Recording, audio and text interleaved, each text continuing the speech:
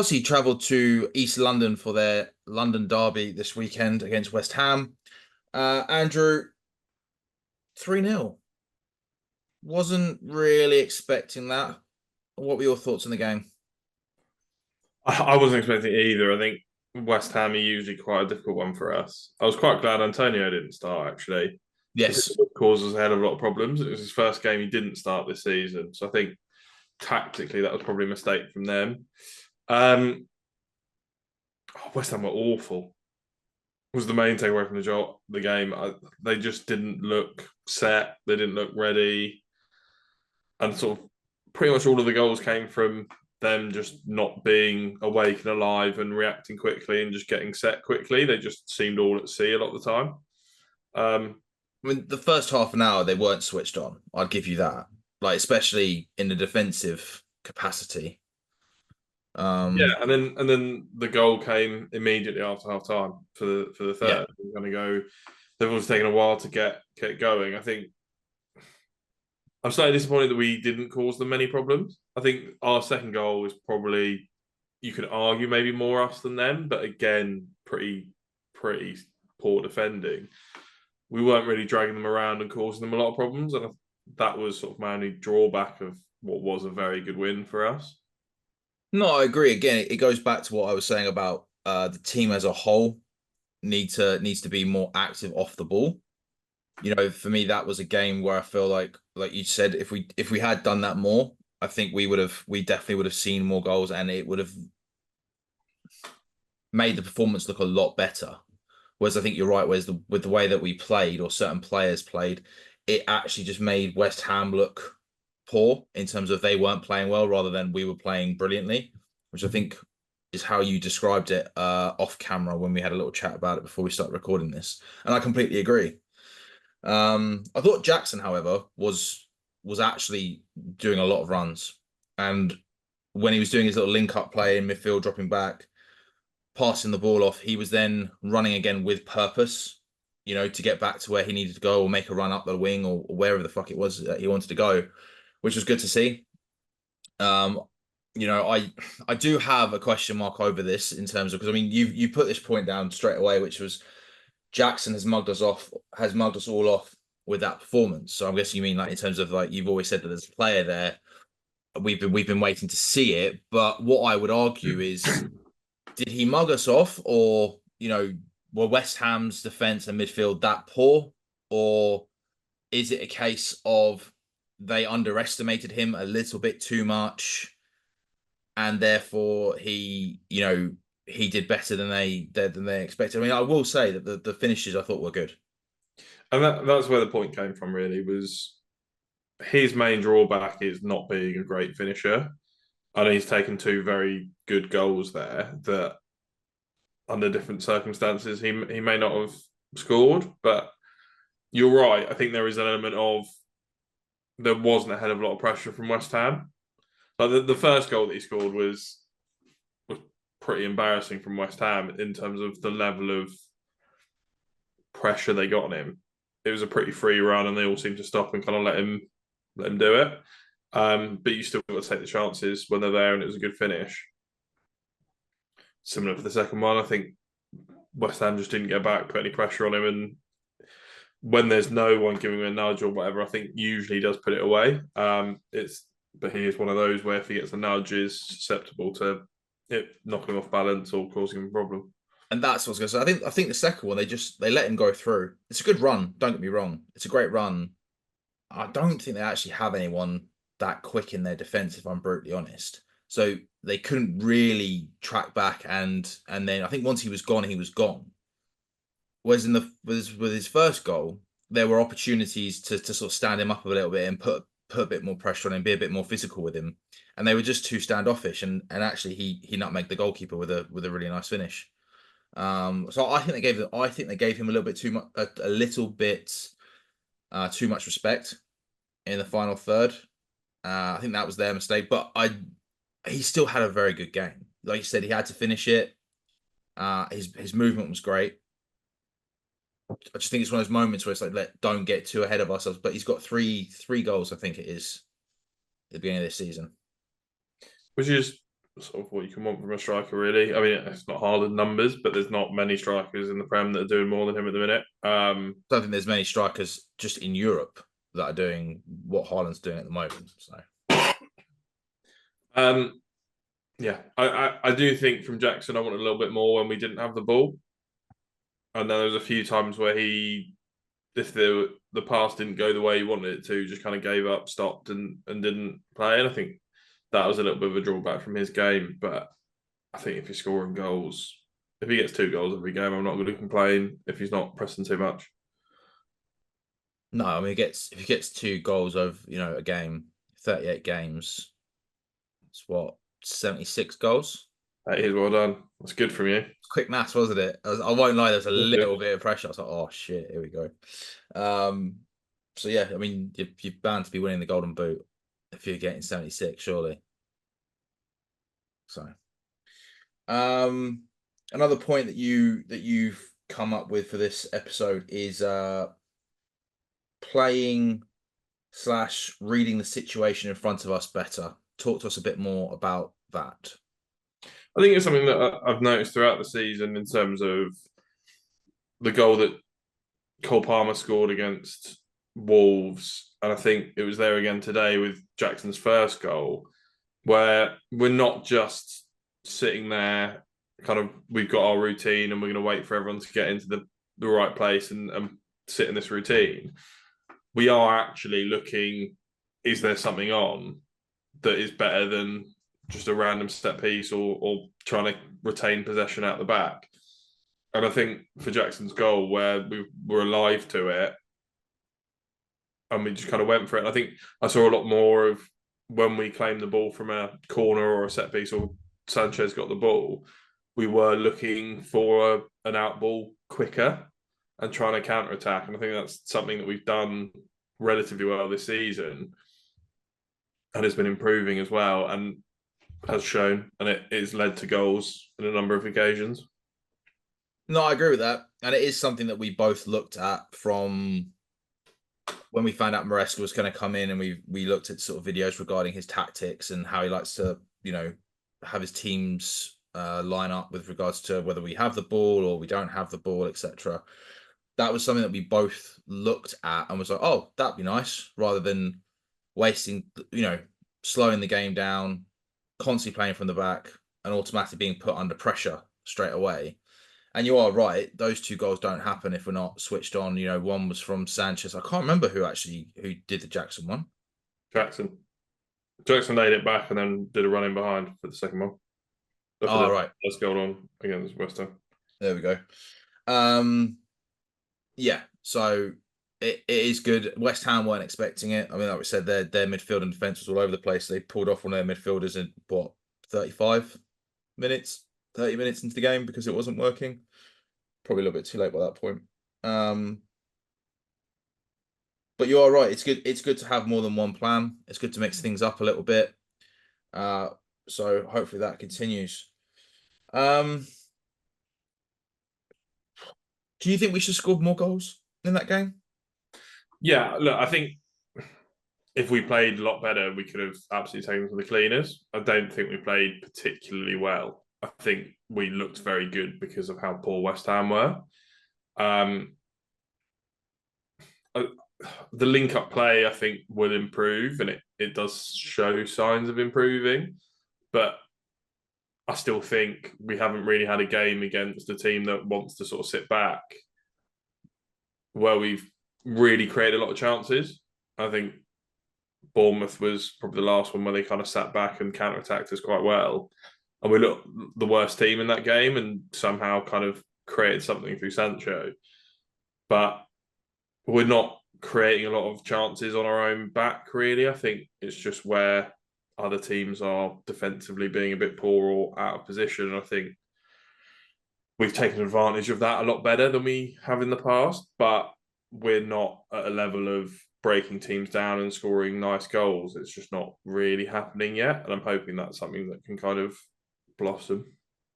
Yeah, it's definitely not happening yet. I mean, I think that moves on quite nicely to another point that I've got down here, which is I've said it before. it's a bit of a worry. And again, I've seen and heard a lot of other people talk about it. It was even the commentator said it.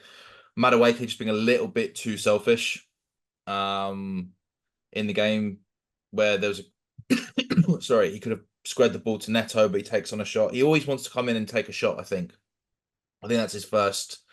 It's always his first look, and I just feel like sometimes he needs to be a bit more aware of the situation, like you said, like reading the situation in front of him more before looking for that option first, and actually maybe passing. So I think Neto's better at doing that. I think Neto's always looking for the pass or looking for the cross. But we did have other chances, and Cuckoo could have got a nice header, but it was a little bit too close to Areola. And then I think as the game went on, I thought West Ham actually did better in defence. I mean, we had numbers in the box, but they were able to swarm us a little bit more. Yao could have had a decent shot, but that was blocked.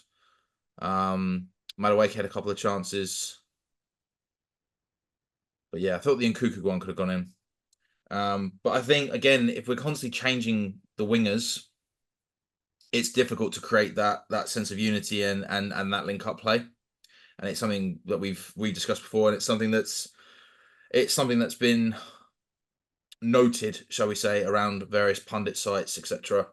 You've got what Sancho, Madueke, Neto, Mudryk, Palmer can play out there, and I feel like I'm forgetting one. And Cuckoo and Yao Felix. I mean, yeah, you put them across the front three at some point. It is going to be tough. So yeah, I hopefully. think I noticed Madueke was probably a little bit more selfish than he should have been in that game. There's a couple of opportunities where the pass might have been a better option. There was also a couple of chances where I thought we did counter attack well. We had the numbers and we just didn't really do much with it. Yeah. Where I think potentially made the wrong decision, or I can't remember who played a ball, but someone played a pretty bobbly ball across, which might have been the only pass they could have played, but it just made it very difficult for, I think, Madueke to receive it. Yeah, I think to a certain extent, no one's ever going to get it perfectly right. That's playing a winger, and they'll either be too unselfish or too selfish, and it's going to be that debate constantly. And if he does put it in the net, you're not saying he's too selfish. It's just a well worked goal. But I think if he keeps doing it and not scoring, then the door gets open for someone else to sort of take his position. So I think it's a risk for him to play like that. But at the minute, there's not really anyone that I'd replace him with. I think Pedro Neto was pretty absent from the game again. I don't remember a hell of a lot that he did. And that might just be we're not going down that side, but I don't remember a hell of a lot that Pedro Neto was beating his man or doing something that was sort of meaningful. I mean, no, you're right. There wasn't as if like it was a couple of crosses. I mean, I remember him. It was a couple of crosses he made. Some got through, some didn't. Kilman made a good block of one of his crosses towards the end. What I like about Neto though is I just feel like he's always looking to do something at pace. He's always trying to speed the game along. I don't think it necessarily works for him what he's trying to do, and he's new to the team. But I just feel like he brings in an energy, and he's always playing with a high energy, which I really really like. I thought Sancho didn't think Sancho had as good a game as he did against Bournemouth. Um, I think a lot of it seemed to be going down the middle today. Yeah, I do think Wan-Bissaka's defensively very solid. Yes, I think it is a very difficult game. That's probably why Pedro Neto probably didn't do a hell of a lot when he came on either. Because you're right, Sancho wasn't as good in that game as he was against Bournemouth. I forgot they had Wan-Bissaka. Now that you said that, I was like, yeah. To be fair, He's a very good defender. He didn't really work out at Man United because offensively he wasn't what they needed at all. I do think West Ham got a steal out of that deal. I do think West Ham, from a defensive point of view, it's an absolute steal. 1-on-1, he's one of the best defenders in the league. I think so. Yeah, I forgot about that. I forgot that's who they're up against. So actually, that makes good sense. But you are right. I do think. Look, at the end of the day, there are going to be chances. I just feel like with Madueke, I do think he's looking for the shot more often than others. Is all I'm going to say. And to be fair, when you're 2-3-0 up, it's not the end of the world. Let's face it, it's not the end of the world. But when you're not and you're not scoring, that's when it becomes a problem. And you are right. You know, if it continues, then the coach may do something different with regards to playing. And I think that you might find Neto on the right and Sancho on the left. The only other thing that I've got here is another penalty incident, in the sense that I thought it was a penalty for West Ham on Somerville with Fofana holding him. And the curious thing for me about it was reviewed, but it wasn't given. And he then got booked not long after outside the box for doing something a hell of a lot less than the penalty incident inside the box. Yeah, so I just want to get your thoughts on that penalty incident. Yeah, I wasn't sure at the time. I'm not sure now. I think the contact was outside the box Started. at the start. And then I think he tries to let go when he realizes when he gets in the box. So I think it would have been a harsh penalty to give, on the basis that he tries to release him as soon as there wasn't a long period of contact. There's also not like a drastic pull. He's not actually trying to whip his hand back. Whereas I think the one where he got booked, he is actually trying to pull him back. If it was a Chelsea player that went down, I'd be screaming for it. I think what gets me is it's another one of those where they sort of come out afterwards and go, "Well, it's a penalty," but I think Joe Cole said that there'll be certain pros that think it's a pen, there's certain pros that won't think it's a pen, and then at that point we're supposed to be going with the on-field decision, and it's that situation which I can kind of get behind. I don't think it's one that is a cast iron pen, because it's on the edge of the area, like it's a difficult one. It's a bit of a grey area. It's not like they're both in the box and he's just like yanked him down. No, he's not yanked him down. No, There's he held just him. sort of what level of contact results in a pen. How much should you have to stay on your feet? And these are the things that I just don't really know from watching games. Actually, what the rule should be or is. Yeah, but the funny thing is a lot of people are also saying if that was happening outside the box, then it's a free kick,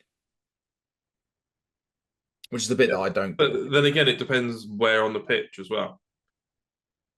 So I don't think it does. I think it does. With that level of contact, I just don't think there's. I think there just needs to be. It's not a lot of contact. I'm not saying it's a lot. He's not running that quickly that any contact's going to throw him off balance. He's kind of just throwing himself to the floor, and you kind of go, well, No, but he's not. He's not being held back. He's not being pulled back. Sorry, but he is being held. yeah. Like he's trying to stop him from running on with the ball at the end of the day. Like it's clear cast on. The ref can't see it because of the body positioning. To be fair to him, But the other argument is if you give that amount of contact of holding, you'll get a penalty every corner. yeah, but they've already said you're not Wow, supposed to be every doing that corner. anyway. But that's the point. That's what I'm saying. You're not supposed to be holding players from a set piece point of view anyway. So you can't be then holding someone to stop them from running forward. I just think it's. I think we got away with one. If I'm brutally honest, all I'm saying is I think we got away with one. And also, Fofana was the one who gave away the penalty last week against Bournemouth. Not saying he's a bad player. Apparently, that's what the commentators were saying in the game. Fofana gave away a penalty against Bournemouth Yeah, because Bournemouth had a penalty. with Sanchez. Did it stand? Of course it was. Yes, it was the goalkeeper. What did it It was say? Fofana's bad back pass, but it was Sanchez that. Oh, maybe that's what they meant. Yeah. No, you are right because it was Sanchez. No, sorry, I do apologize. I wrote that down from during the game because the commentator said it and I didn't check the facts. I do apologize. Yeah, I think Maybe we got away with one, but we got away with one slightly. I do think we got away with one slightly. And how did you feel about Fofana being at right back with Gusto and James being injured? Better than Dizazi. Yeah, look, I think he was better than Zazie. I kind of means Zazi's career's over, really, doesn't it, at Chelsea? If he's not even the third choice right back anymore. Um, I Well, I do. think the club even admitted that they wanted to get rid of him in the summer, and potentially Badiashile. But yeah, anyway, I think it's not his best position. I quite like Fofana and Colwell at centre back together. I think that works. I think Tosin's come in that game and performed pretty well, but again, they didn't have to deal with a hell of a lot. No, Um, Somerville was probably the best player for vast ways of the game. I think Kudus had a reasonable game as well and caused problems, but they didn't have a hell of a lot to do. no, they didn't. They didn't have a hell of a lot to do. I thought Cucurella did really well as well, doing the inverted position in midfield with Caicedo. I thought he had a great game. Um, Yeah, they were raving about Caicedo during the commentary as well. I thought he did well. again, I thought he played well, but again, it's that. And don't get me wrong, I'm not taking anything away from him when I say this, but I do think when he's got someone next to him, he's a different player. Mm, And that's why I said, Cucurella coming in there and obviously then getting back to track back to his position. I thought he did really well. It gave Caicedo a bit more security and a better platform. Um, and yeah, I thought, but as you said, they didn't really do an awful lot. So they had their moments. They had their moments, but there wasn't constant pressure like we've had with other teams where you still thought, oh, do you know what? You can sense a goal coming. With West Ham, I never really felt like there was moments, but you never really felt like they're going to score. mm, I know they got that one goal, but it was blatantly offside. yeah. So He was also never going to get there if he wasn't offside. yeah, Where exactly. he was. But like I said, they had their moments and they could have got a goal, but it was never like I think we've had other games this season where even though we've played well or we've not played well, Bournemouth and I think there was at times with Palace where you just felt they they got a bit of momentum, they could actually get a goal, Yeah, and I just never really felt like that with West Ham. I just never really felt like, oh, it could come now. It's there. Um, but no, look, at the end of the day, I don't think anyone played badly in a Chelsea shirt. It's just one of those things where I think it's still a relatively, new team. They're getting used to the new positions, the new style of play. There's always a little bit of rotation, but overall, I thought the defense did well. I thought the midfield did well. Some nice little passes because they had a bit more time on the ball. And again, in the final third, it wasn't bad. It could have been better, but again, I just think if as long as we keep that motivation, that momentum moving forward, and doing things with purpose and pace, I think it makes your life easier in the final third. And I thought Jackson did that really well today. I agree. Sweet. Right, with that, thank you all for watching this episode of the Overland Sea podcast. Chelsea have got Barrow at home on Tuesday. Andrew is going to that game. And then I can't remember who we've got on the weekend. I want to say Liverpool, but I feel like that's wrong. West Ham of Liverpool. Liverpool. It is Brighton. Brighton. So we've got Brighton on the weekend, and we will cover both those games next weekend and send out those episodes afterwards. Thank you all for watching. Please like, share, subscribe, hit the notification button, comment below, and see you all next time.